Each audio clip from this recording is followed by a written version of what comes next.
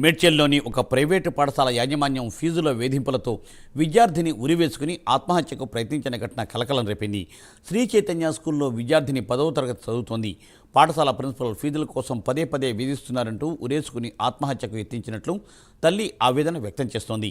ప్రస్తుతం విద్యార్థిని ఒక ప్రైవేటు ఆసుపత్రిలో చికిత్స పొందుతోంది. పరిస్థితి విషమంగా ఉండడంతో తల్లిదండ్రులు కన్నీటి పర్యంతమవుతున్నారు. స్కూల్ నిర్వాహకులతో తల్లిదండ్రులు వాగ్వాదానికి దిగారు.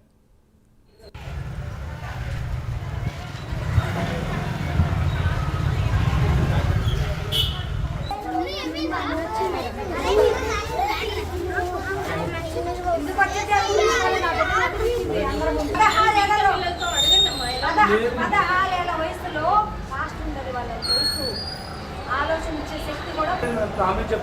పేరెంట్స్ మీటింగ్ లో అందరి ముందు నా పిల్లని చెప్పింది, ప్రిన్సిపల్ కావాలి, నా బిడ్డను చెప్పే నా ప్రిన్సిపల్ కన్నదా పెంచిందా మాకు తెలిసింది.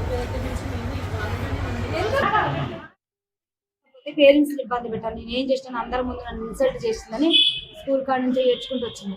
మా ఇంట్లో పని ఉంటుంది, పూలమ్మ అని ఉంటుంది, పూలమ్మకు కూడా చెప్పింది. పూలమ్మ ప్రిన్సిపల్ మేడం నేను చాలా టచ్, నేను నైటీ మీదనే ఉన్నా, వెళ్దాం పా ప్రిన్సిపల్ కాడికి, నేను మాట్లాడతాను, ఆమెకి ఎవరు ఇచ్చారు నేను తిట్టే ఫీజుల గురించి నేను చెప్తాను.